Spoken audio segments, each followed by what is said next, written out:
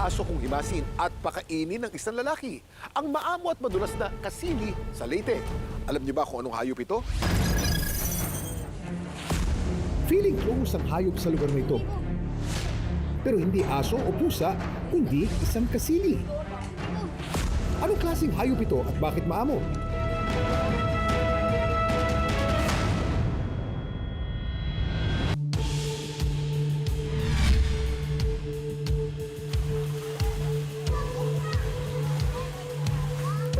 Sa sapang ito sa Matalom, Leyte, magkaibigan daw ang tao at ang mga tinatawag nilang kasili.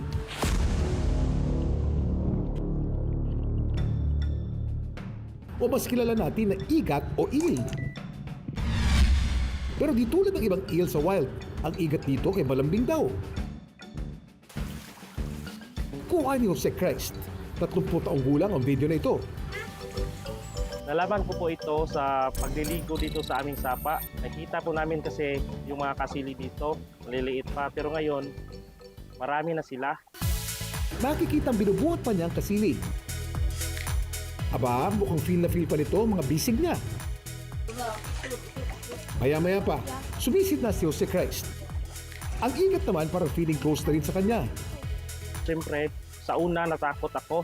Pero nung kalaunan, naging maamo na sila kasi pinapakain namin dito sa ilog o sa sapa. Ang pinakamatanda sa mga kasili ay nasa 10 taon na at ang pinakabata naman ay nasa 2 hanggang 3 taon pa lamang. Alam niyo ba na mas mahaba pa ang buhay ng mga eel o igat? Meron silang lifespan na umaabot ng 20 to 80 years. Ang record para sa longest lifespan ay naitala ng isang European eel na nabuhay ng 88 years in captivity. Dami mo alam, Kuya Kim!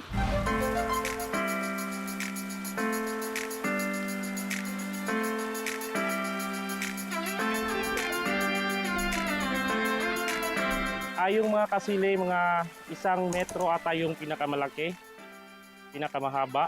Yung iba naman, mga half meter. Ang igat ay matagal na raw naninirahan sa sapa. Sa halip na ulam, kaya ng nakagawian ng mga taga-barangay Santa Fe sa Matalom, Leyte, inaalagaan at tinuturing na itong kaibigan ng marami. Kung bibigyan niyo po ng pangalan itong igat na ito, anong pangalan po ang bibigay niyo? Pwede siyang gwapo. Gwapo? Yeah. Bakit po gwapo? Kasi maganda siya, gwapo siya. Pag babae po? Ganda. Ang pinakamalaking kasili dito ay pinangalanan nilang Cassie. Si Cassie mahilig daw sa lechon o kaya naman ay fried chicken. Sosyal ka, Cassie, ha? Hindi daw talaga pangit kabanding si Cassie at iba pang kasili dito. Dahil ito at marami pa kaming video na nakuha na nagpapatunay ng pagiging friendly niya. Si Aling Flor na madalas naglalabas sa sapa, napakwento rin tungkol sa kasili sa kanilang lugar. Ang mga kasili na ito, nahahawakan namin, pinapakain namin, inaalagaan namin, nagpapakarga na sa amin. Hindi na kami takot sa kanila, hindi kami kinakagat kasi sanay na kami sa kanila, sanay rin sila sa amin. Sila po ang nag-aaliw at nagpapawala sa stress dito sa aming barangay. Malaki daw ang naitutulong ng mga kasili sa kanilang komunidad, higit pa sa saya at aliw na nadudulot ng mga ito. Sila yung papalakas ng daloy ng bukal sa tubig namin.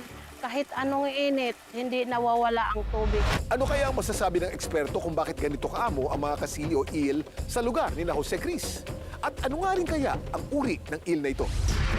Ang mga eel ay nakikitang friendly ng mga taga Santa Fe ay freshwater eel na may scientific name na Anguilla marmorata. Dito sa atin, sa Leyte, mayroon tayong Anguilla japonica at Anguilla marmorata. Itong mga ito na eel, medyo may kurente pero hindi nakakas sa mga tao kasi konti lang ang ma-excrete niyang kurente. Hindi gaya ng electric eel. Ang freshwater eels tulad ng matatagpuan sa Leyte ay Catadroma species. Ibig sabihin, ginugugol nila ang pamumuhay sa freshwater at nagmamigrate naman sa dagat para mangitlog. After sa pangingitlog, yung itlog niya at ilbers niya, yung similya ng larvae, madadala sa current wave Doon sila sa shoreline, tapos naghanap sila ng medyo maalat, yung brackish water areas sa river. Babalik naman sila doon sa freshwater kung saan doon sila magpalaki. Ang eel ay may kakayahang makamemorya, matuto at mag-adapt, lalo na kapag may regular silang pakikisalamuha o interaksyon sa mga tao. Gaya ng mga domesticated animals, aso, pusa, mayroon din silang utak. Ang eel naman mayroong cerebrum na siya ang nagdidikta sa kung saan siya papunta.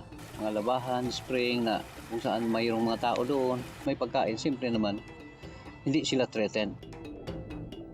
Ito rin ang dahilan na naisip ni Jose Christ kung bakit ito maamo sa kanila. Kasi palagi po ito pinapakain ng mga labandera o ang mga residente dito nangaliligo. Kaya yung mga kasilip, itinuturing namin kaibigan. Para manatiling ligtas sa mga kasili, laging nililinis sa mga taga Santa Fe ang kanilang sapa. Ang barangay ay may plano na rin protektahan ng mga ito. Plano ang mga barangay official na gumawa ng ordinansa para manatiling safe ang mga kasili at iba pang mga isda. Dahil sa pagiging maamo at mabait na naipaparamdam nila, kasali na rin ang mga kasili sa nagpapangiti sa netizens sa videos na tampok sila. Kaya naman dapat lang na ipagpatuloy ang tamang pag-aalaga at paggalang hindi lang sa kanila maging sa ibang hayop na ating nakikita.